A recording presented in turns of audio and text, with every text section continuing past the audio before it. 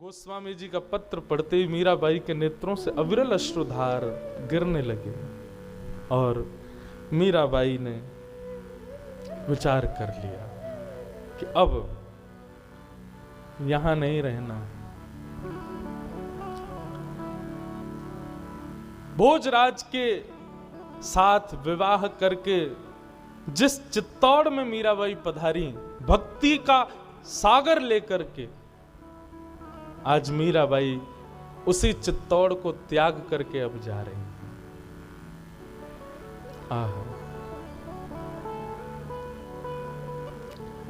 ऐसा वर्णन आता है कि मीराबाई पूरे चित्तौड़ में 30 वर्ष तक रही। मीराबाई 20-25 वर्ष तक रही। एक एक कक्ष का दर्शन किया, कहां कहां ठाकुर जी ने उनके साथ लीलाएं की, उन सब का दर्शन किया। जाते समय राजा भोज का स्मरण किया, मैंने अपना कर्तव्य पूर्ण कर दिया, अब मुझे आज्ञा दो। ये बात कहते ही कक्ष के भीतर राजा भोज उनको दिखाई दिए। भोज को देखते ही भोज प्रसन्न मुद्रा में है और मानो जैसे मीराबाई को प्रणाम कर रहे हैं। मीराबाई चित्तौड़ से निकलने लगी। पूरा चित्तौड़ रो रहा है, सब मेवाड़ के लोग रो रहे हैं, रुदन कर रहे हैं। मानो जैसे सूर्य अस्त हो रहा है सदा सर्वदा के लिए, ऐसी पीड़ा सबके हृदय में हो रही है। मीराबाई चित्तौड़ से निकल करके वापस मेड़ता पधारी और मेड़ता में आकर के अपने पुनश्च श्याम कुंज में, जहां मीराबाई बाल्यकाल में सब ठाकुर जी की लीला करती थी, वहां आकर के मीराबाई ने पुनश्च उत्सव आदि मनाने प्रारंभ किए। परंतु बंधुओं, कुछ दिन में मीराबाई का अब मन विचलित हो गया और एक दिन मीराबाई बैठे बैठे श्याम कुंज में विचार करती हैं, चलो कहां?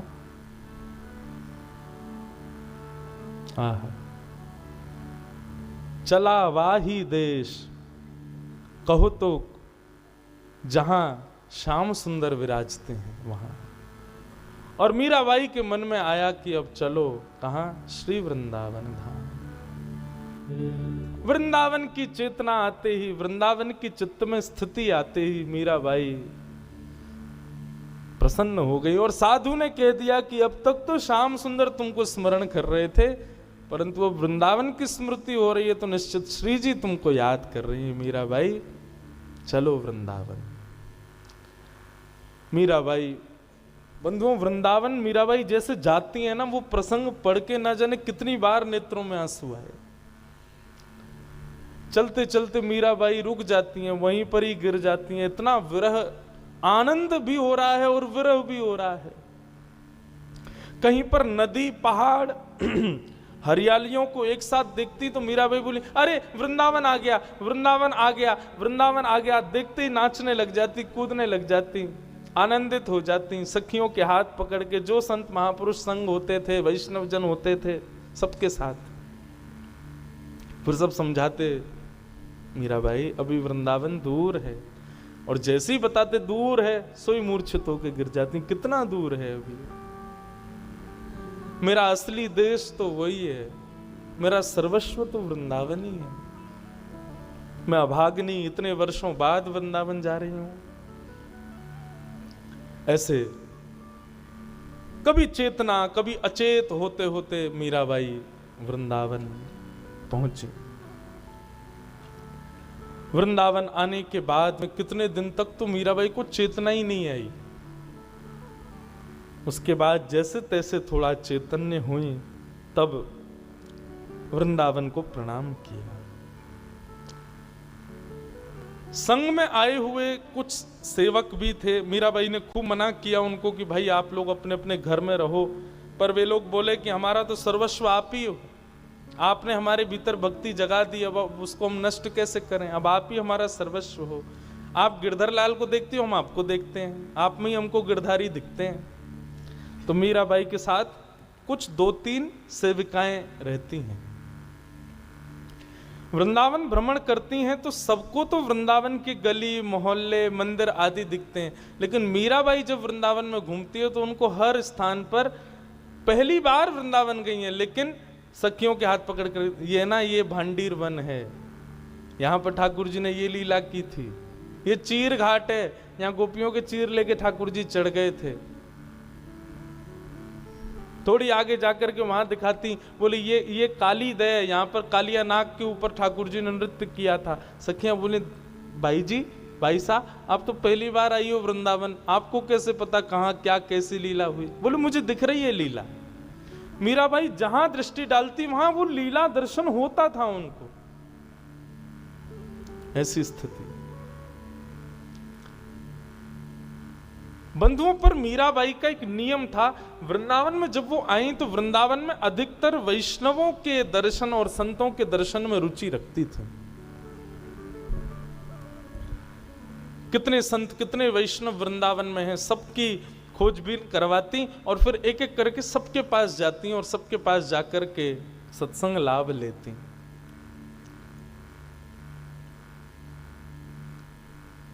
चैतन्य महाप्रभु की परंपरा में श्री जीव गोस्वामी पाद वृंदावन में विराजते थे। मीराबाई को जब पता चला कि इतने श्रेष्ठ संत विराजते हैं तो मीराबाई दर्शन करने गई। जैसी दर्शन करने गई तो द्वार पर कुछ सेवकों ने मीराबाई को रोक दिया। मीराबाई बोली, मैं महाराज जी का दर्शन करना चाहती हूं, आपकी आज्ञा हो तो मैं आ जाऊं भीतर।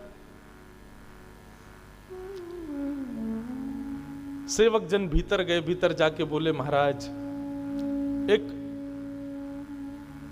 मेड़ता की राजकुमारी और मेवाड़ की महारानी भक्त बन गई है, उसका नाम बड़ा प्रसिद्ध चल रहा है सब जगह, नाम है उसका मीरा, वो आई है, आपका दर्शन करना चाहती। जीव गोस्वामी पाद ने सहज भाव से कह दिया, उनसे निवेदन कर दो, हम स्त्रियों से नहीं मिलते, हम केवल पुरुषों से ही मिलते हैं, स्त्रियों का दर्शन हम नहीं करते। सेवकों ने बाहर आकर के कहा, क्षमा प्रार्थी हैं, पर हमारे गुरुदेव का प्रण है कि वो स्त्रियों से नहीं मिलते, आप कृपा कर प्रस्थान करें। मीराबाई ने जैसे ही सुना तो मीराबाई कुछ नहीं बोली, बोले अच्छा चलो, अच्छा हुआ, एक संशय मेरा दूर हो गया यहां आकर, भले ही महाराज जी का दर्शन मुझको नहीं मिला, लेकिन एक संशय मेरे अंदर का निकल गया। सेवकों ने पूछा, कैसा संशय?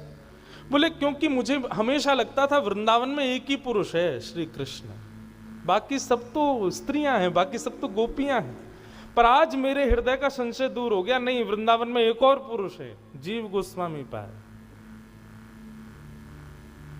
चलिए अच्छा हुआ, पता चला कि वृंदावन में और भी कोई पुरुष है, क्योंकि मैंने तो यह भी सुना था कि यहां पर जब महादेव आए, देवादिदेव महादेव आए, तो वो भी गोपी बन करके आए, इसलिए गोपेश्वर बन के बैठे।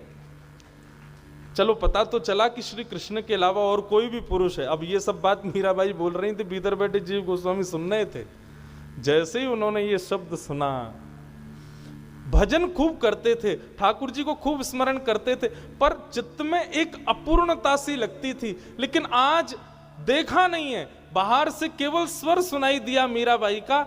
ये भाव सुनते ही मानो उनको ऐसा लगा, मेरा भजन पूर्ण हो गया, मेरी समस्त सेवा आज लाभकारी हो गई। चित्त में एक अत्यंत प्रसन्नता सी अनुभूति होने लगी। जीव गोस्वामी पाद ने अपने वर्षों की जो नियम था स्त्रियों को ना देखने का, उसको तोड़ने का प्रण ले लिया और कहा, ये आज मेरे नेत्र खुल गए। मैं वृंदावन में इतने वर्षों से रह रहा हूं, मैंने आज तक मन में विचार नहीं किया कि यहां तो सब गोपी हैं, यहां तो केवल कृष्ण ही पुरुष हैं। मैं उपेक्षा करता रहा, ना जानी कितनी स्त्रियों के आज तक दर्शन ही नहीं किए, परंतु आज इस बालिका ने मेरे चित्त के भाव को खोल दिया। आज अपने इस प्रण को तोड़ूंगा और सबसे पहले इस बालिका को ही देखूंगा। और जीव गोस्वामी बाहर आए और आकर के मीराबाई का दर्शन किया। स्वर सुनकर के जब हृदय में इतना आनंद हुआ तो सोचो, दर्शन करके तो जीव गोस्वामी पाद ने प्रणाम ही कर लिया मीराबाई को। प्रणाम जैसे किया, मीराबाई घबरा गई, बोले नहीं भगवान, आप प्रणाम मत करो, आप मुझे पाप मत चढ़ाओ, मैं आपको प्रणाम करती हूं। जीव गोस्वामी पाद अब कुछ कह नहीं पा रहे, होठ फड़फड़ा रहे हैं, नेत्रों से आंसू गिर रहे हैं। बंधुओं, सच्चा गुरु उसे जानो जिसके सामने जाकर के जिज्ञासा उसको देखते ही खत्म हो जाए। किसी को देखने के बाद भी जिज्ञासा प्रकट हो रही है तो समझो अभी उसके प्रति विश्वास आपका प्रकट नहीं हुआ, उसके वाणी के प्रति विश्वास नहीं आया। कई बार होता है हम संतों से मिलने के लिए जाते हैं, मन में सोच के जाते हैं कि ये पूछेंगे ये पूछेंगे ये पूछेंगे, लेकिन उनके सामने बैठते भूल जाएं कि हम क्या पूछने आए थे, तो समझना आपका विश्वास पक्का है। जीव गोस्वामी पाद ने कहा, कृपा होगी आप हमारी भजन कुटी में यदि अपने चरण पधरा दोगे। मीराबाई बोली, ऐसे शब्दों का प्रयोग मत कीजिए, मुझे बहुत कष्ट हो रहा है। मैं कोई श्रेष्ठा नहीं हूं, ये सब तो पता नहीं क्या ठाकुर जी हमारे ऐसी लीला करते हैं, इतना यश करवा देते हैं, लेकिन मुझे इन सब की कामना नहीं। भगवान मैं तो आपके दर्शन को पधारी, आप आगे चलो, मैं आपके पीछे चलूंगी, बालिका हूं, मुझे आगे चलने का अधिकार नहीं है। और जीव गोस्वामी इशारा करते हुए मीराबाई को अपनी कुटिया में लेके आए। कुटिया में बैठ करके वृंदावन की कुछ लीलाओं का थोड़ी देर स्मरण हुआ। तब मीराबाई से जीव गोस्वामी पाद ने निवेदन किया कि कुछ सुनाइए। तब उन्होंने एक पद गाया, मैंने परसों के कथा के प्रारंभ में वो पद गाया था, अब हरि नाम लो लागी, गौर कृष्ण की दासी मीरा रसना कृष्ण बसे। ये पद गा करके मीराबाई ने आनंदित किया सबको। वृंदावन में मीराबाई सुख से विराज रही हैं। एक दिन बंधुओं पी लो, एक घटना हुई मीराबाई के साथ, बहुत ध्यान से सुनिएगा। मीराबाई के साथ में जो 2-3 सहचरी रहती थी, उनमें एक का नाम था चंपा। मीराबाई रात्रि में सोई थी, अपने लाल जी की सेवा अर्चना करके वृंदावन में कहां कहां गई, क्या क्या देखा, किन किन से मिला, ये स्मृति करते हुए मीराबाई सोती थी। रात्रि में जैसे नींद आई मीराबाई की, थोड़ी नेत्र लगे, इतने में ही एक जोर के उच्चाटन की आवाज कक्ष में हुई और हड़बड़ा करके मीराबाई उठी। उठ करके जैसे ही उन्होंने बगल में देखा तो जो 3 दासियां साथ में थी, उनमें चंपा नाम की एक दासी, उसने बिल्कुल राजकुमारियों जैसा अपना श्रृंगार किया हुआ है, कानों में सुंदर कुंडल धारण किए हैं, गले में हीरों की माला पहनी हुई है। मतलब जैसे एक विवाहिता नारी अपना श्रृंगार करती है, ऐसा श्रृंगार करके वो सामने खड़ी है। मीराबाई तो उसके रूप को देखने लगी और वो मीराबाई को देख के मंद मंद मुस्कुरा रही है, मानो जैसे चंद्रमा की तरह उसमें से किरण प्रकट हो रही है, ऐसा मीराबाई को अनुभव हुआ। मीराबाई बोली, चंपा ये क्या हुआ, तू इतनी सजधज के क्यों खड़ी है, ये तेरे पास इतना श्रृंगार आया कहां से? चंपा धीरे धीरे मीराबाई के पास आई और अधरों पर अपनी उंगली रख के मानो उनको शांत किया और उच्चारण करती है, माधवी चल मेरे साथ। ये मुझे माधवी क्यों कह रही है? चंपा तुझे क्या हुआ, तू मुझे माधवी क्यों बोल रही है? चंपा ने फिर उंगली रखी, बोले मतलब शांत रहो, चलो मेरे साथ। और मीराबाई का हाथ पकड़ करके चंपा आगे आगे चल रही है। सेवा कुंज में रहती थी मीराबाई, हमारा पुराना घर सेवा कुंज में ही है। जिस भवन में मीराबाई रहती थी उस कक्ष के जैसे ही बाहर मीराबाई आई चंपा के साथ अर्धरात्रि का समय, तो वृंदावन जैसा वो देखती थी वैसा दिख नहीं रहा था और जैसा उनकी अनुभूति में आता था वैसा भी नहीं था, कुछ अलग ही था। जैसे वायु स्पर्श करती है वैसे मीराबाई के कान में मानो कृष्ण, माधव, गोपाल, मधुसूदन, हरि ये सारे नाम स्पर्श कर रहे थे। अनंत गोपियां कृष्ण की चर्चा करती हुई यहां से वहां घूम रही थी, हाथ पकड़ करके चंपा आगे आगे चल रही थी। तभी एक नव कुंज के अंदर मीराबाई को अपने हाथ से लेकर के चंपा जैसे ही पहुंची, उस कुंज में दो अत्यंत सुंदरी गोपियां वो चंपा के पास गईं और जाकर के बोली, अरे उसका कोई पूर्व नाम था, उस नाम से उच्चारण करके कहा, आ गई तू, बड़े दिन में आई है। और ये, अरे ये तो माधवी है ना हमारी। बोले हाँ माधवी है। सब जाकर के माधवी को गले लगाने लगे। मीराबाई बोली, ये कौन है सब, मुझे गले क्यों लगा रहे हैं, मुझे माधवी क्यों बोल रहे हैं।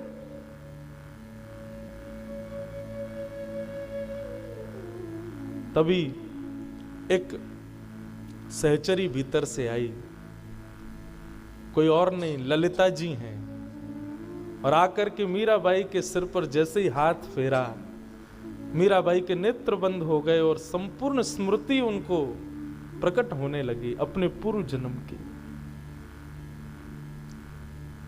नेत्र खोले तो नेत्र लाल थे, अश्रुधार गिर रहे थे। ये सब द्वापर की सब गोपियां हैं। द्वापर में कैसी कैसी लीला, कौन कौन सखी के क्या नाम है, सब मीराबाई को स्मृति में आ गया और अपना पूर्व संबंध उनके हृदय में दृढ़ हो गया। तभी एक सखी आई और मीराबाई को लेकर के एक अद्भुत कुंज के भीतर गई। जैसे ही उस कुंज में प्रवेश किया, सामने तुलसी के सिंहासन पर नील वर्ण श्याम सुंदर और गौर वर्ण श्री जी विराज रहे हैं। दर्शन करते ही मीराबाई का रोम रोम कंपित होने लगा। आहा, माधवी आई है, माधवी आई है, ये स्वर उच्चारित होने लगे सब जगह से, हमारी माधवी आई है।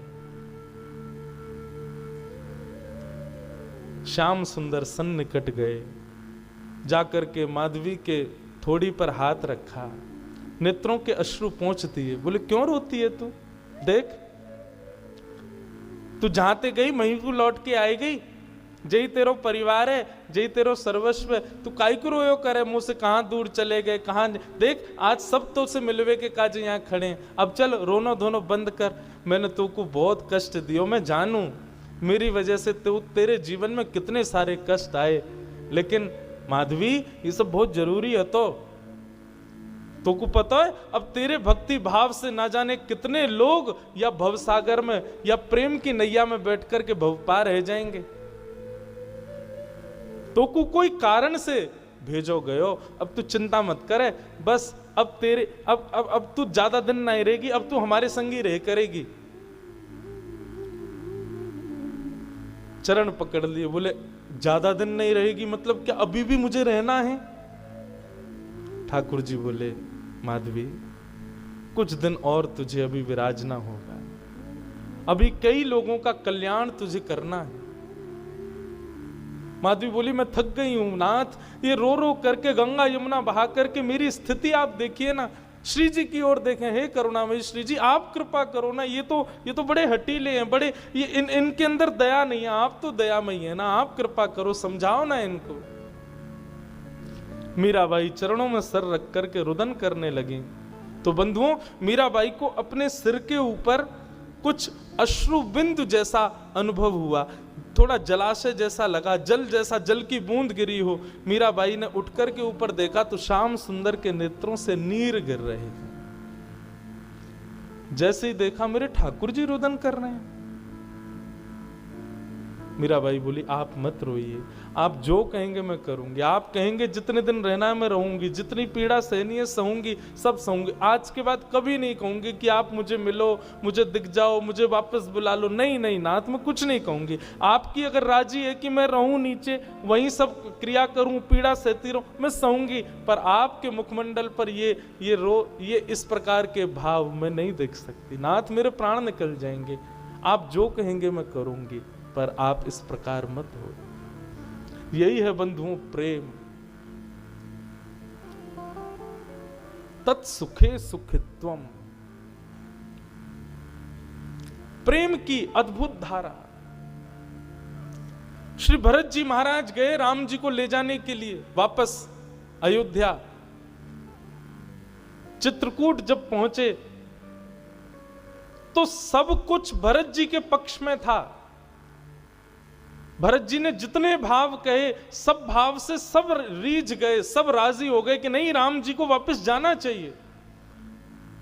भरत जी ने राम जी से कहा, भगवान आप राजा की आज्ञा मान करके, पिता की आज्ञा मान करके वन में आए हैं, तो जिन्होंने आज्ञा दी थी अब उनके तो प्राण निकल गए, उनके स्थान पर मैं बैठा हूं, तो एक प्रकार से अयोध्या का राजा मैं हूं, तो अब का राजा आपको आज्ञा कर रहा है वापस चलो। जब सारे पक्ष भरत जी के पक्ष में हो गए तो राम जी तैयार हो गए, ठीक है चलते हैं वापस। लेकिन जैसे ही राम जी उठ करके वापस अयोध्या की ओर बढ़ने लगे, राम जी को याद आई हनुमान जी की, सबरी की, और मार्ग में मिलने वाले समस्त वैष्णवों की। ठाकुर जी बोले, रावण को मारना मेरा उद्देश्य नहीं है। जितनी देर में लक्ष्मण अपनी पलक झपकता है, यदि मैं सोच भर लूं तो रावण के प्राण निकल जाएं। लक्ष्य तो हमारा वैष्णवों से मिलना, संतों पर कृपा करना, चित्रकूट के लोगों पर कृपा करना, ये उद्देश्य है। अब वो पूर्ण नहीं हो पाएगा। और भरत जी की बात मान करके जैसे ही राम जी चलने लगे तो राम जी के चेहरे पर एक शुष्कता आ गई। वो शुष्कता जब भरत जी ने देखी, तुरंत चरण पकड़ लिए, बोले भगवान रुक जाइए, मेरी प्रसन्नता के लिए मेरे नाथ को यदि कष्ट हो रहा है तो मुझे वो प्रसन्नता नहीं चाहिए। मैं आपको अयोध्या ले जाऊं लेकिन उसमें आपको कष्ट हो तो मैं काय बात का सेवक हूं। आप विराजिए वन में, पर 14 वर्ष पूर्ण होने के एक अधिक दिन भी ज्यादा हुआ तो प्राण त्याग दूंगा। इसलिए हमारी मानस जी में भरत जी के प्रेम को वृंदावन की गोपियों के प्रेम के समान बताया गया, क्योंकि गोपियों का प्रेम, भरत जी का प्रेम तत्सुखे सुखित्वम, जिसमें हमारा प्रियतम प्रसन्न है उसमें हम प्रसन्न हैं। कोई जिद नहीं है, कोई अभिलाषा नहीं है। मीराबाई का यही प्रेम है, नाथ में रहूंगी, आप आज्ञा कर दे मैं रहूंगी। इतने में ही श्री जी आ गए और श्री जी ने आकर के मीराबाई के सिर पर हाथ फेरा और कहा, अब तुम जब तक वृंदावन में रहोगी तब तक तुम जब चाहो तब स्मरण कर लेना, ललिता आकर के तुमको कुंज में ले आया करेगी, यहां आकर के दर्शन किया करना। मीराबाई इस प्रकार आ गई वापस, परंतु रात्रि के कुंज का दर्शन उनके चित्त में अभी भी चल रहा था। लेकिन एक घटना और घटी, चंपा वापस नहीं गई मीराबाई के साथ, वो ठाकुर जी के संग ही रह गई। मीराबाई बोले उस पर कृपा कर दी, मुझ पे नहीं। बोले तुम्हारा जाना जरूरी है, तुमको अभी रहना पड़ेगा, तुमसे भक्ति का प्रकाश होगा। मीराबाई आकर के 3 दिन तक अचेत अवस्था में पड़ी रही। तब एक संत पधारे और संत ने आकर के मीराबाई के सिर पर हाथ फेरा। संत को देख करके मीराबाई को मानो ऊर्जा जैसी आ गई हो। मीराबाई की अब ऊर्जा, मीराबाई का जिस प्रकार हम अन्न पाते हैं तब ऊर्जा आती, मीराबाई की अब ऊर्जा सत्संग और संत सेवा ही है। संत आए, संत ने आकर के मीराबाई से कहा, दुखी मत हो, आपसे ना जाने कितने लोगों की लौ जुड़ी है, मीरा कुछ सेवा करो ना ठाकुर जी की। अपने गिरधर गोपाल को देखते हुए मीराबाई ने हाथ में एक तारा लिया और एक तारा हाथ में लेकर के मीराबाई गाने लगी।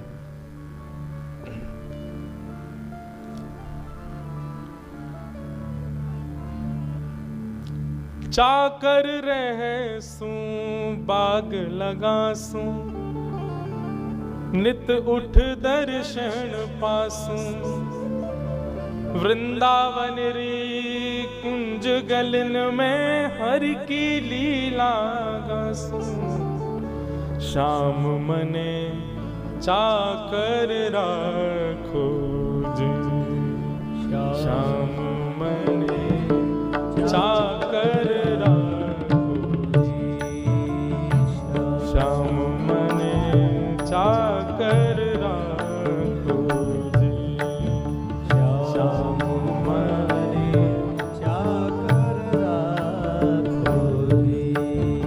गिरधारी माने चाकर राखो जी, गिरधारी माने चाकर राखो जी। ओ चाकरी में दर्शन पासू, चाकरी में दर्शन पासू, सुमिरन पासू खर्ची हो, सुमिरन पासू खर्ची। हाँ भाव भगति जागीरी पासू, भाव भगति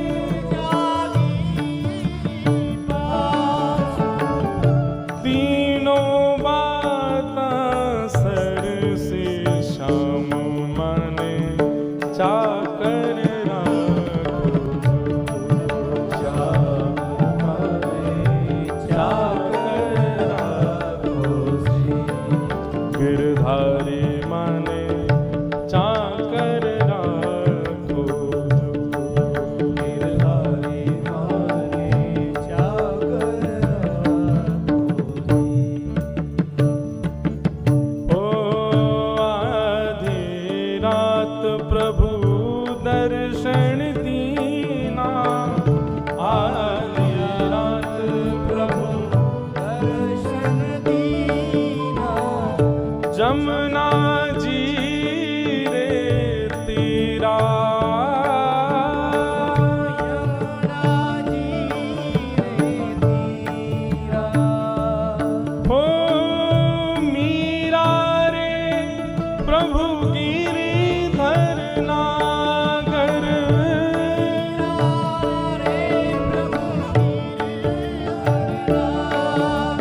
मीरा रे प्रभु नटवर नागर, मीरा रे प्रभु नटवर नागर।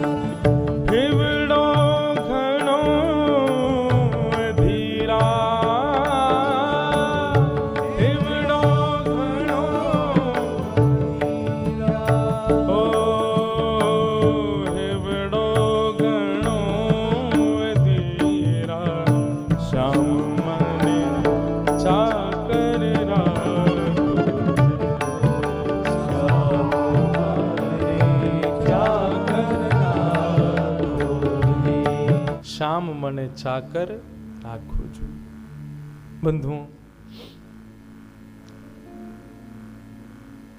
हमारे वृंदावन के उपासक विचित्र होते हैं। संसार में ऐसे उपासक नहीं मिलेंगे आपको जैसे वृंदावन के उपासक। वृंदावन को कोई नगर मत समझना, वृंदावन कोई सामान्य कोई स्थान नहीं है। हम लोग गाते हैं रोज, श्यामा हृदय कमल सो प्रगट्यो। किशोरी जी का हृदय है वृंदावन, और किशोरी जी का हृदय तो सोचो श्याम सुंदर को कितना प्रिय होगा। वृंदावन सामान्य नहीं। हमारे वृंदावन में अनंत वैष्णव जन रहते हैं, और उनकी चाकरी, उनकी वैष्णवता, उनकी वृंदावन वास की स्थिति देख करके लगता है इसे कहते हैं वैष्णवता।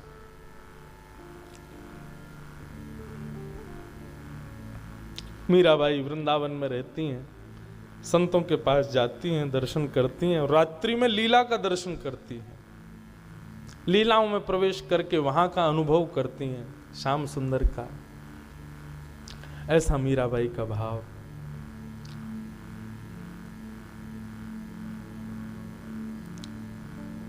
एक दिन मीराबाई रात्रि को जब कुंज में माधवी के रूप में पहुंची,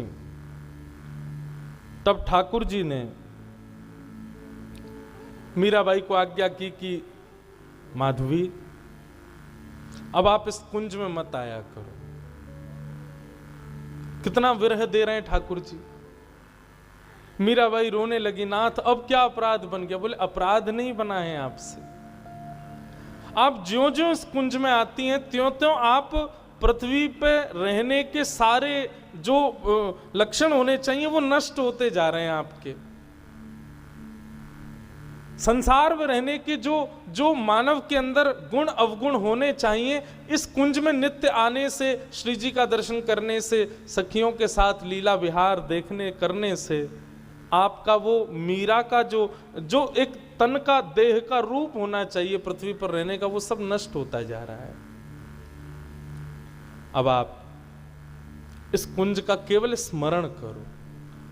अब आपके कुछ शेष जीवन के कुछ विशिष्ट क्षण बाकी हैं, उनको अब आप भगवत भक्तों को सुधारने में लगाओ। मैं जल्दी शीघ्र ही आप पर कृपा पुनः करूंगा। मीराबाई श्री जी के पास गईं और श्री जी की चरण रज को अपने वस्त्र के किसी भाग में बांध करके मीराबाई वापस आ गई।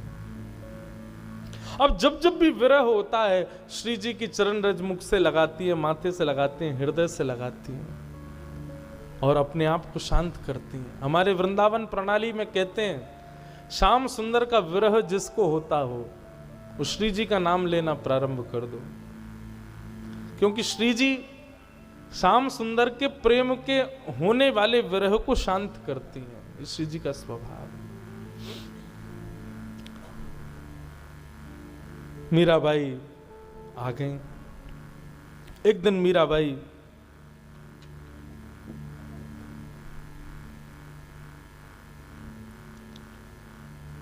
गोवर्धन की परिक्रमा लगाते हुए श्याम कुंड, कृष्ण कुंड, राधा कुंड आदि दर्शन कर रही थीं। तभी वहां चंपा सखी का दर्शन हुआ। मीराबाई बोली, तुम तो अंतर्ध्यान हो गई, अब मिली हो। ऐसी ऐसी अनुभूतियां होने लगी मीराबाई को जो सामान्य नहीं थी। तब चंपा ने कहा कि ठाकुर जी ने आपके लिए एक संदेश भेजा है मीराबाई। मीराबाई बोली, अब क्या आज्ञा है? बोले, आज्ञा यह है कि अब आप वृंदावन से द्वारिका प्रस्थान कर जाओ। मीराबाई रोने लगी, बोले, मैं प्राण त्याग दूंगी अभी राधा कुंड में कूद करके। मुझे कुंज में आने से मना कर दिया, मिलने से मना कर दिया, अब कह रहे वृंदावन छोड़ के चली जाओ। क्यों? द्वारिका क्यों जाऊं? कम से कम वृंदावन में रहूंगी, उससे मेरी चेतना तो बनी रहेगी ना। तब चंपा ने कहा, बोले, पूरी बात तो सुनो माधवी। ठाकुर जी कह रहे हैं, बोले, भैया वृंदावन में भक्त रहते हैं और द्वारिका में मेरी पत्नियां रहती हैं, तो मीरा का स्थान तो वहां है जहां पत्नियां रहनी चाहिए। इसलिए मीरा को कहो कि अब अपने ससुराल जाए। अपने वास्तविक से ससुराल तो आज तक गई नहीं वो। उसका ब्याह हुआ हमसे, कम से कम अपने वास्तविक ससुराल में एक बार तो चरण घुमा के आवे, एक बार तो देख के आवे कैसा उसका ससुराल। ये भाव सुनते ही मीराबाई नाचने लगी। बोले, अच्छा ये भाव है तो मैं जरूर जाऊंगी। मीराबाई प्रसन्न हो गई। प्रसन्न भी होती हैं, लेकिन कभी कभी वृंदावन का विरह भी व्याप्त हो जाता है। एक दिन मीराबाई ने अब विचार किया, कुछ दिनों में मैं द्वारिका प्रस्थान करूंगी। एक दिन बंधुओं, मीराबाई की ख्याति तो बहुत बढ़ी गई थी, लोग बाग दर्शन करने आते थे। एक बार दो महापुरुष उनका दर्शन करने आए, सामान्य से दिख रहे थे। मीराबाई के सन्मुख आए, आकर के बैठे। बोले, हमने बहुत सुना है आपका स्वर बहुत मधुर है, आप ठाकुर जी की बड़ी मधुर सेवा करती हैं, राणा जी ने आपको विष का प्याला दिया, आदि आदि ये सब कीर्तिमान भाव गाने लगे। तो मीराबाई बोली, मेरे पास आके मेरी कीर्ति मत गाइए, मेरे लाल जी की कीर्ति गाओ, वो मुझे प्रिय लगती है। उन दोनों को मीराबाई ने जब देखा, तो एक व्यक्ति को जब देखा तो उसके रूप माधुरी और शब्द से मीराबाई अनुभव कर पा रही थी कि ये कोई गवैया है। और मीराबाई ने जब उसके अंगों की ओर टटोला तो देखा कि उसके हाथ में कोई वाद्य बजाने वाला एक यंत्र उसके हाथ में लगा हुआ है। जैसे आप कभी देखेंगे जो सितार वादन करते हैं, उनके हाथ में एक सितार बजाने वाला एक साधन होता है, वो उसको जब सितार नहीं बजाते तो अंगूठी बना के पहन लेते हैं। तो वैसा ही एक यंत्र उन्होंने देखा। मीराबाई उससे अनुभव तो कर चुकी थी कि ये कोई गवैया आया है और ये निश्चित ही मेरा स्वर सुनने के लिए आया है, मेरी परीक्षा लेने के लिए आया है।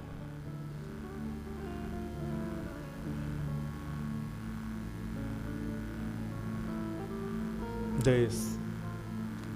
मीराबाई बैठी थी, उसने निवेदन किया कि आप कुछ फरमाइए ना, ठाकुर जी के सामने कुछ सुनाइए। मीराबाई का बंधुओं चरित्र पूरा पदों से ही भरा हुआ है। इतने पद हैं कि ना चाहते हुए भी, मैं तो बहुत कम गाता हूं, लेकिन मीराबाई के तो हर भाव में एक पद विद्यमान है। आहा। मीराबाई से जब कहा कि आप कुछ सुनाइए, मीराबाई ने बहुत सुंदर एक पद गाया। बंधुओं, ये जो दो युवक आए थे, ये कौन थे पता है? एक तो था बादशाह अकबर और दूसरा था तानसेन। ये दोनों छद्म वेश धारण करके आए थे मीराबाई को सुनने के लिए। बादशाह अकबर आगरा में कोई नया किला बनवा रहा था, तभी किसी ने आकर के कहा, बोले आप वृंदावन जाओ, वहां पे मीराबाई आई हुई हैं। और बादशाह का एक नियम था कि ये जो था ना अकबर, इसका बंधुओं, इसके कभी कभी मुझे ऐसा लगता है इस पर वैष्णवों की बड़ी कृपा, इसने कितने संतों के दर्शन किए। एक बार तानसेन कुछ गा रहा था तो अकबर बोला, तुमसे अच्छा दुनिया में कोई गाने वाला होगा नहीं, मुझे ऐसा लगता है। तो तानसेन ने एक नदी थी, पोखरा था, जो भी था, उसमें उंगली डुबोई और बाहर निकाल करके एक बिंदु जैसी टपकी नीचे, तो बोले, महाराज मेरा गाना तो इस बिंदु के समान है, मेरे गुरुदेव का गायन तो इस सरोवर के समान है। अकबर बोला, देखो ये बड़ी बड़ी बातें मत करो, मुझे गाना नहीं आता लेकिन सुनना बहुत अच्छा आता है, और मैं ये कह सकता हूं कि तुमसे अच्छा गायक दुनिया में कोई नहीं है। ये तो तुम अपने गुरु की प्रशंसा कर रहे हो जबरदस्ती। तानसेन बोला, नहीं महाराज, आप मेरे गुरु को सुनेंगे तो कुछ कह ही नहीं पाएंगे।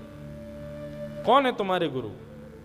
बोले, वृंदावन बिहारी लाल को जिन्होंने प्रकट किया, अनन्य रसिक स्वामी श्री हरिदास जी महाराज मेरे गुरु हैं। अच्छा, चलो हमको उनका गाना सुनना है। तानसेन बोला, कृपा करो महाराज, वो गाना नहीं गाते हैं, वो ठाकुर जी के कीर्तन गाते हैं। तो बोले, तो हम सुनना चाहते हैं। बोले, महाराज वो आपको सुनाने के लिए कभी नहीं गाएंगे, वो तो ठाकुर जी को ही सुनाते हैं। अकबर पीछे पड़ गया, कैसे भी करके मुझे सुनाओ। तानसेन बोला, एक उपाय है। बोले, क्या? आपको बादशाह का रूप त्यागना पड़ेगा, एक सामान्य रूप धारण करना पड़ेगा, मेरे साथ चलना पड़ेगा, और महाराज बहुत अच्छा हो जाएगा यदि आप मेरे दास बन के चलो। लेकिन अकबर को संगीत का इतना शौक था कि वो तानसेन का दास बनने को तैयार हो गया। तानसेन का दास बन करके, और जैसे संगीतज्ञों के वाद्यों को उठाने वाला कोई चलता है संग में, ऐसे अकबर पीछे तानपुरा लेकर के चल रहा था तानसेन के साथ। तानसेन बोला, भगवान एक कृपा और करना। बोले, क्या? आपकी एक बुरी आदत है। बोले, क्या? जब भी कोई गाता है आप वाह वाह वाह वाह वाह वाह कर देते हो। हमारे गुरुजी का स्वर सुन के वाह वाह मत कर देना, नहीं तो भगा दिए जाओगे, पीट दिए जाओगे। तानसेन बोला, नहीं करूंगा। स्वामी श्री हरिदास जी महाराज विराज रहे थे कुंज में। तानसेन गया, प्रणाम किया। तानसेन के साथ में अकबर भी आया। अब तो तानसेन अंदर ऐसा ही व्यवहार कर रहा है जैसे सेवक है, जल्दी प्रणाम कर, गुरुदेव हैं। अकबर के, जी जी हुजूर प्रणाम। स्वामी जी बोले, कहो तानसेन, बड़े दिन में आए हो? बोले, हाँ। चलो कुछ सुनाओ। तानसेन गाने लगा। तानसेन ने पृथ्वी, जल, अग्नि, वायु, आकाश उसके गायन के अधीन रहते थे। वो चाहता तो दीप जला देता था, चाहता तो वर्षा कर देता था, चाहता तो आंधी तूफान आ जाते, चाहते तो सब सामान्य हो जाता। उसके गायन में इतनी शक्ति थी। स्वामी जी के सामने कुछ गाने लगा। गाते गाते तानसेन ने जबरदस्ती गलत गाया। जैसी गलत गाया तो स्वामी जी बोले, गलत क्यों गाते हो? बोले, भगवान गलती हो गई, आप सुधार दीजिए ना, क्योंकि ये मर्यादा है कि आप वृंदावन के रसिकों को कह नहीं सकते, आज्ञा नहीं कर सकते कि गाइए, वे जब चाहें तब गाएंगे। तो तानसेन ने ये युक्ति अपनाई कि मैं गलत गाऊं और सुधारने के लिए कहूंगा तो ये गाएंगे, अकबर सुन लेगा। स्वामी जी पहचान गए, अच्छा तो ये चाहते हो कि हम गाएं? बोले, जी भगवान।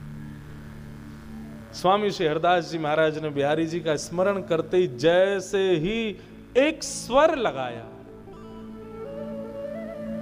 स्वर अलाप करते ही वृंदावन की रज के कण हिलने लगे। आकाश में सूर्य चंद्र एक साथ प्रकट हो गए, मानो जैसे वृक्ष भी कोई चैतन्य बनकर के श्रवण कर रहे हों। वन के भीतर से हिरण, वन के भीतर से हिंसक जीव सब निकल करके आ गए स्वामी जी की ओर, मानो कृपा भरी दृष्टि से देख रहे हों। सबके नेत्र सजल हो गए। ऐसा स्वर स्वामी जी ने प्रकट किया। अकबर के नेत्र बंद हो गए, देहाभिमान शून्य हो गया। उसको तो पता ही नहीं कि मैं सेवक बन के आया हूं, नाटक कर रहा हूं। जैसे ही स्वर सुना, स्वर सुनते ही बोला वाह वाह वाह वाह वाह वाह। स्वामी जी का गायन वहीं रुक गया। बोले कौन है ये, कौन है, और इसने वाह वाही कैसे की? तानसेन बोला बाहर चल, तुझे तो बाहर चल के बताऊंगा। गुरुदेव क्षमा कर दो, गलती हो गई, अपराध क्षमा करो, बालक का सेवक है मेरा। तानसेन स्वामी जी बोले तानसेन छुपाओ नहीं, बताओ ये कौन है। इसके वाह वाह के स्वर में पता चलता है कि ये कोई मुगल है। तब रूप में प्रकट हुआ महाराज, शहंशाह हिंदुस्तान बादशाह अकबर आए हैं। कान पकड़ लिए, क्षमा कर दो भगवान, आपका स्वर सुनना था। ये बोले बादशाह रूप में जाओगे तो सुनाएंगे नहीं, इसलिए मैं सेवक बन के आया। स्वामी जी बोले अच्छा हुआ कि तुम सेवक बन के आए, कोई और रूप में आते तो तुमको दंड मिलता। चलो जाओ, कोई बात नहीं। बादशाह बोला अब आपको पता ही चल गया कि मैं बादशाह हिंदुस्तान हूं। भगवान आपका मैंने स्वर सुना है, कुछ दक्षिणा देना चाहता हूं, बताइए क्या दे दूं। स्वामी जी बोले हमको कुछ नहीं चाहिए, बस तुम चले जाओ, यही हमारी दक्षिणा है। बादशाह बोला ऐसे तो नहीं जाऊंगा, आप भारत के सम्राट के सामने खड़े हैं महाराज, बताइए क्या चाहिए।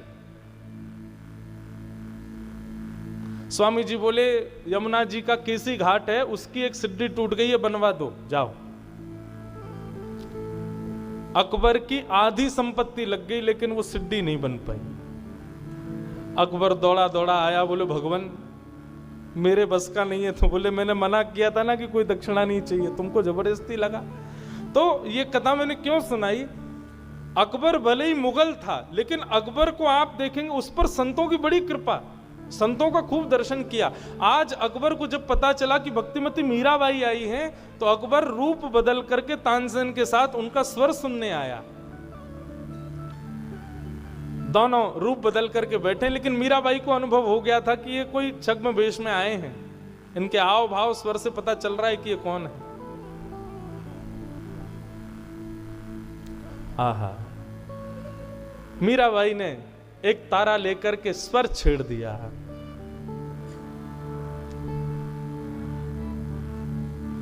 गोकुल रो ब्रजवासी मारो, गोकुल रो ब्रजवासी,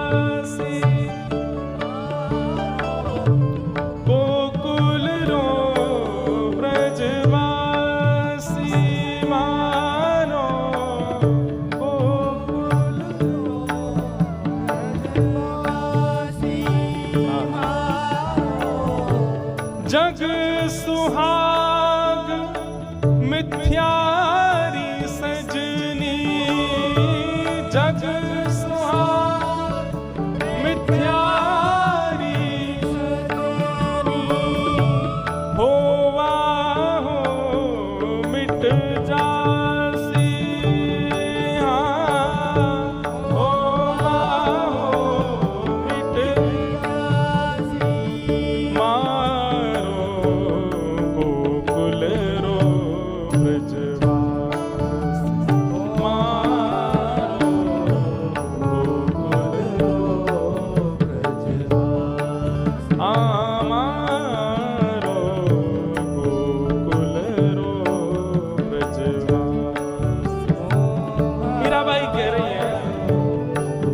क्या कह रही हैं?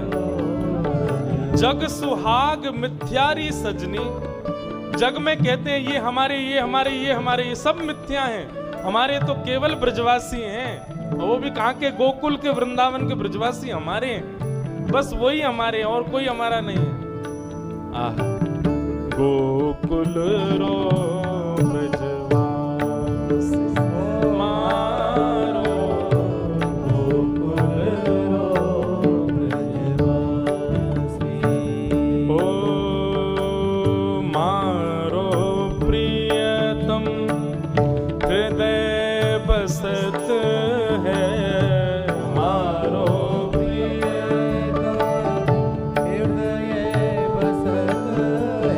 किसी ने कहा ब्रजवासियों में क्या गुण है, तब मीराबाई कहती हैं हमारा प्रियतम उनके हृदय में बसता है, ब्रजवासियों के हृदय में, इसलिए ब्रजवासी हमारे हैं।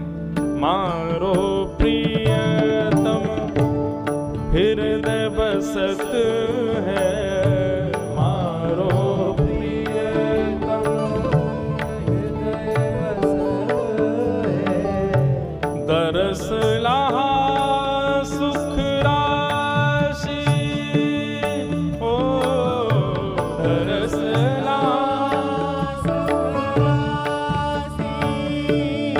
हाँ मीरा रे प्रभु हरि अविनाशी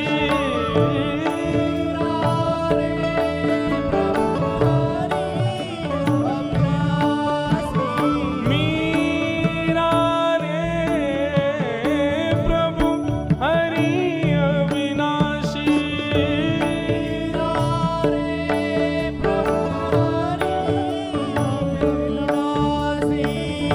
चरण कहाँ था दासी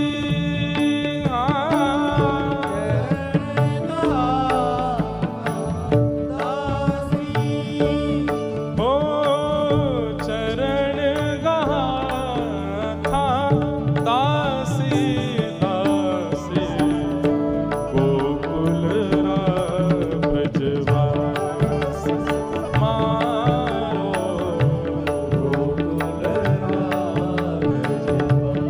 हे मारो गोकुल ब्रजवास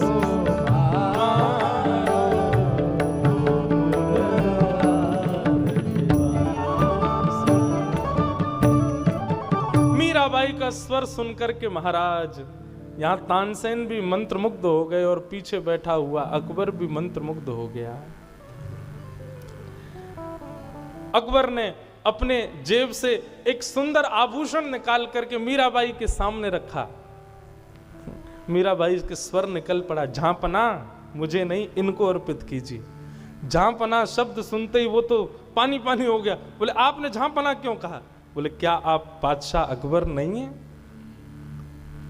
अकबर तो नतमस्तक हो गया, जय हो, क्षमा करें। और निश्चित ही आपके साथ में आए हुए राग रागनियों के मूर्धन्य विद्वान ये तानसेन है। तानसेन भी नतमस्तक हो गया। ऐसी मीराबाई। अकबर दर्शन करके आनंदित हो गया। अकबर और तानसेन के ऊपर मीराबाई ने कृपा की, उनको अपना स्वर सुनाया और अब मीराबाई की घड़ी आई द्वारिका प्रस्थान की। मीराबाई द्वारिका को प्रस्थान करने लगी। अनंत संत वैष्णव जनों की टोली मीराबाई के साथ वृंदावन से द्वारिका को प्रस्थान करने लगी। थारे कारण मीराबाई कह रही हैं 4 महीने लगे मीराबाई को वृंदावन से द्वारिका पहुंचने। मानो चातुर्मास से शुरू हुआ था जिस दिन मीराबाई वृंदावन से निकली और चातुर्मास पूर्ण हुआ तब द्वारिका पहुंची। थारे कारण बन बन डोला लिया जोगणारा भेष बीत्या चौमासा मास बिताया पंढरी मारा के।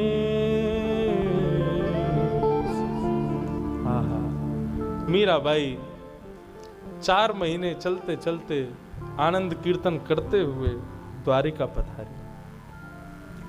द्वारिका में आकर के मीराबाई जहां भी जाती है वहां उनको श्याम सुंदरी दिखते हैं। जैसे ही द्वारिका में प्रवेश किया, मीराबाई को रुक्मणी जी दिखने लगी। मीराबाई जी को साथ में जामवती, सत्यभामा, ये सब भगवान की पटरानियां मीराबाई का स्वागत कर रही हैं, ऐसा मीराबाई को प्रतीति होने लगी। मीराबाई ने जैसे ही द्वारिका में प्रवेश किया, द्वारिका के मुख्य द्वार पर मीराबाई की सासू मां, कौन? देवकी और वसुदेव दोनों खड़े, और दोनों ने खड़े होकर के जैसे एक नव बहू का स्वागत होता है वैसे ही स्वागत किया। मीराबाई को सब अनुभव हो रहा है। कैसी मनस्थिति मीराबाई की। सब जगह दर्शन करती हुई, सब लोगों से, ठाकुर जी के प्रियजन परिजन सबसे मिलती हुई मीराबाई द्वारिकाधीश का दर्शन करने गई। जैसे ही मंदिर में प्रवेश किया, मंदिर में प्रवेश करते ही मीराबाई ने सामने देखा, मारो मन हर लीनो रण छोड़। आहा, जैसे ही द्वारिकाधीश का दर्शन किया, मीराबाई गाने लगी, मारो मन हर लीनो रण छोड़। मोर मुकुट सिर छत्र विराजे, कुंडल री छवि ओर, चरण पखारे रत्ना नाकर, री धारा गोमत जोर। ध्वजा पताका तत तट राजे, झालर री झकझोर। भकत जनारा काज सवारिया मारा, प्रभु रण छोड़। मीरा रे प्रभु गिरधर नागर, कर गयो नंद किशोर। मीराबाई गाने लगी, पूरा द्वारिका झूम गया मीराबाई के आते। मीराबाई द्वारिका में रहने लगी। द्वारिका में भी संत जनों के पास जाकर के मीराबाई खूब सुख से विराजती। कई वैष्णव जन आते, अपने हृदय के प्रश्न संशय लेके आते, पर मीराबाई को देख के सबके संशय अपने आप समाधान हो जाते। इस प्रकार मीराबाई सब जगह सत्संग की प्रवाह से सबको आनंदित करने लगी। एक दिन मीराबाई को बहुत विरह वेदना हुई। इतनी विरह वेदना हुई कि एक द्वार पर एक जोगी आया, अलख निरंजन। सेवकों ने देखा कि आइए भगवान पधारिए। बोले हम मीरा का दर्शन करने आए हैं। बोले हमारी बाई साहब तो अचेत पड़ी हैं, अस्वस्थ हैं। बोले ले चलो मुझे उनके पास। जैसे ही उनके पास लेकर के गए बंधुओं, श्याम वर्ण था, एक साधु के वेश में आए थे। आकर के मीराबाई के सिर पर जैसे ही हस्तकमल पधराया, हस्तकमल पधराते धीरे धीरे मीराबाई को चेतना आने लगी। आकर के जैसे ही देखा, साधु को देख करके कहने लगी, आप कौन? जोर से साधु हंसा। हंसी सुनते ही मीराबाई बोली, ये हंसी तो मैंने कहीं सुनी है, ये हंसी तो मेरे कानों में गूंजती रहती है। श्याम सुंदर। जैसे ही श्याम सुंदर कहा, बोले अरे हम श्याम सुंदर नहीं है, आपकी तो दृष्टि ऐसी हो गई है, जिसको देखती है श्याम सुंदर ही दिखते हैं आपको। हम श्याम सुंदर नहीं है, हम तो साधारण संत हैं। नहीं नहीं, आप श्याम सुंदर हो, आप निश्चित श्याम सुंदर। अरे हमारा वर्ण देख के आपको लग रहा होगा हम श्याम सुंदर नहीं है। मीराबाई की दृष्टि अब ऐसी होने लगी, वो जिसको देखती है उसमें श्याम सुंदर का एक गुण भी होता है। कोई रूप से भले ही सांवला ना हो, लेकिन नेत्र थोड़े से कटाक्ष हो, श्याम सुंदर। किसी की चाल थोड़ी सी बाकी हो तो ये श्याम सुंदर। घुंघराले केश हो तो वो भी श्याम सुंदर। श्याम वर्ण का कोई दिख जाए तो ये भी श्याम सुंदर। सब जगह जैसे जैसे भक्ति के रूप प्रकार श्रीमद् भागवत में बताए गए बंधुओं, एक एक करके समस्त प्रकार मीराबाई में प्रकट हो गए।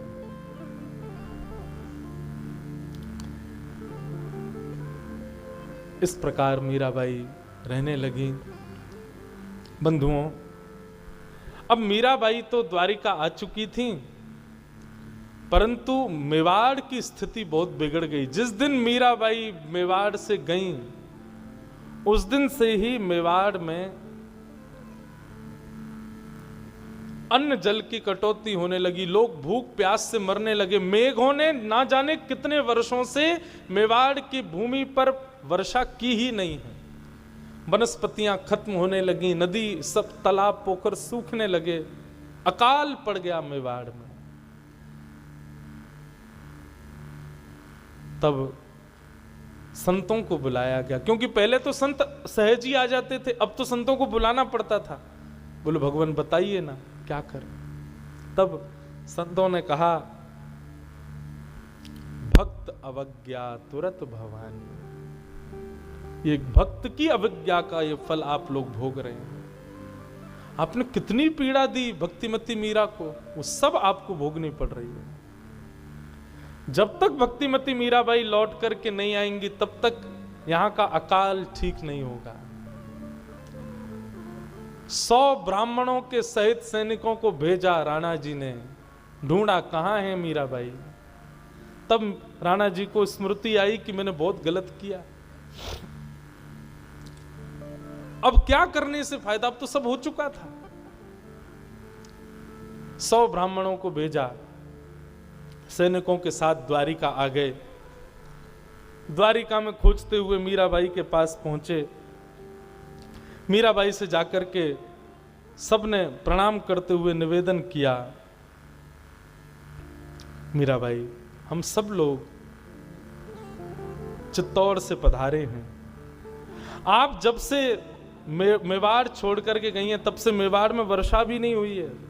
मेवाड़ की स्थिति बहुत खराब है।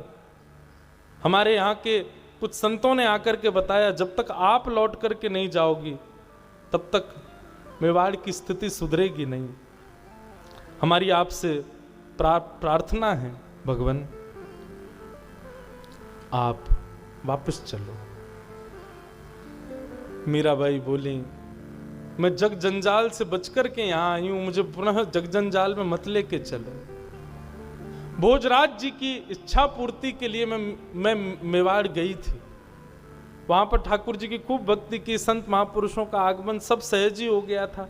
परंतु अब मेरी इतनी स्थिति नहीं कि मैं दोबारा मेवाड़ जाऊं। आपसे प्रार्थना है, अब मुझे इसके लिए बाध्य मत कीजिए। अनेक दिनों तक वे सब लोग द्वारिका में मीराबाई के आगे पीछे घूमते रहे, प्रार्थना करते रहे आप चले। बोले मैं हाथ जोड़ के प्रणाम करती हूँ, सब ब्राह्मण देवताओं को दक्षिणा बांट दी, मैं प्रणाम करके कहती हूँ मुझसे अब आप ये जिज्ञासा मत करिए, मैं वापस नहीं जाऊंगी। अब ब्राह्मणों ने खूब प्रयास किया, मीराबाई लौट करके नहीं गई। मांड मीराबाई एक दिन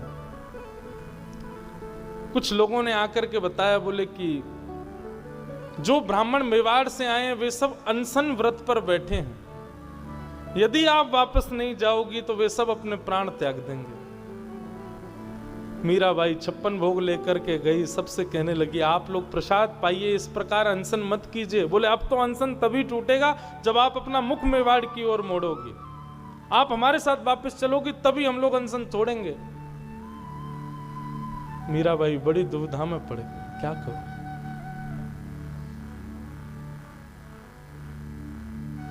मीराबाई बोली अच्छा मैं द्वारिकाधीश से आज्ञा ले लूं, वे यदि आज्ञा दे देंगे तो मैं चल दूंगा। ठीक है, कब? बोले कल सवेरे राजभोग का दर्शन करने में आऊंगी और उस समय द्वारिकाधीश से आज्ञा लूंगी। बोले हमको कैसे पता चलेगा आज्ञा दी? बोले मैं पद गाऊंगी, पद गाते ही कुछ ना कुछ होगा और मानो द्वारिकाधीश आज्ञा दे देंगे तो मैं निश्चित चलूंगी, मुझे कोई आपत्ति नहीं। मीराबाई अगले दिन पधारी, भीड़ लगी है द्वारिकाधीश के मंदिर में, पुरोहित खड़े हैं, पंडा खड़े हैं, पुजारी खड़े हैं और यहां मेवाड़ से आए सैकड़ों ब्राह्मण खड़े हैं और सबके बीच मीराबाई पधारी।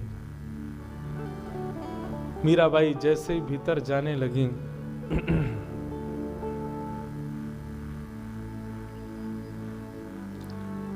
ब्राह्मणों ने रोका नहीं। पुजारी जी से कहा कि मैं भीतर जा सकती हूं, ठाकुर जी से कुछ चर्चा करनी है। सब ने मार्ग दे दिया। मीराबाई भीतर गई, द्वारिकाधीश को अपलक नेत्रों से देखने लगी। नाथ अब क्या आज्ञा है आपकी? सब संसार छोड़ दिया, सब सह लिया, सब कुछ कर लिया, परंतु आज मेरे सामने ऐसी स्थिति आई, अब दोबारा मुझे उसी संसार में उड़ेला जा रहा है। नाथ अब जो आप आज्ञा करेंगे मैं वो करने को तैयार हूं, मैं तो हार चुकी नाथ। और मीराबाई सामने बैठ करके अपने जीवन का अंतिम पद गाती हैं ठाकुर जी के आगे और द्वारिकाधीश से विनती करती हैं साजन साजन सुध ज्यों जणो त्यों लीजो साजन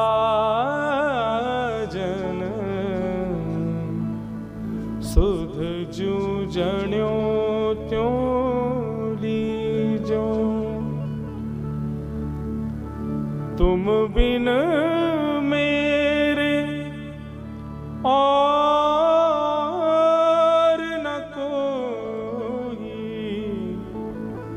तुम बिन मेरे और न कोई कृपा राबरी कीजो ओ कृपा राबरी कीजो प्रियतम सुध ज्यों जण्यो त्यों लीजो साजन सुध ज्यों जण्यो त्यों लीजो दिवस न भूख रैन नहीं निद्रा यूं तन पल पल छीजे दिन में मुझे भूख नहीं लगती रात में मुझे नींद नहीं आती ऐसी मेरी तन की स्थिति हो चुकी है नाथ अब आप ही मेरे हो दिवस न भूख रैन नहीं निद्रा यूं तन पल पल छीजे मीरा रे प्रभु गिरधर नागर हे मीरा रे प्रभु गिरधर नागर मिल बिछुरन मत दीजे बिन मिल बिछुरन मत दीजे साजन सुध जूझणो